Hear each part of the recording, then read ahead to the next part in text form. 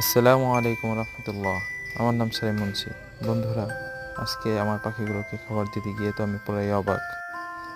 আমি 2 মাস আগে বাজারে গিয়ে কিছু দুষ্টু কোয়েল পাখির বাচ্চা কিনে নিয়ে আসি।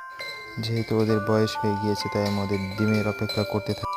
আজকে খাবার দিতে গিয়ে দেখি এক দুষ্টু বক্সের ভিতরে গিয়েছে। আমি ভেবেছি হয়তো ডিম পেড়েছে, কিন্তু না। কিন্তু তখনই হয়ে গেলাম অবাক যখন দেখি যে এক কোণে একটা ডিম পড়ে আছে। আলহামদুলিল্লাহ, তখন যে কত আনন্দ পেয়েছি বলার মতো না। আমি বাজার থেকে 6টা দুষ্টু পাখি কিনে নিয়ে আসি, ছোট কিউট কিউট দেখে।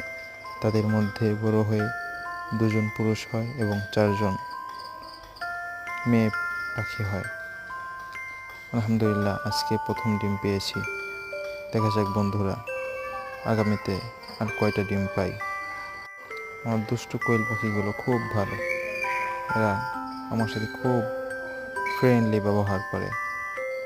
এরা আমার হাত থেকে খাবার খায়, খুবই ভালো। বন্ধুরা, আমার কোয়েল পাখির জন্য দোয়া করবেন সবাই। আবার দেখা হবে পরবর্তী ভিডিওতে। আসসালামু আলাইকুম।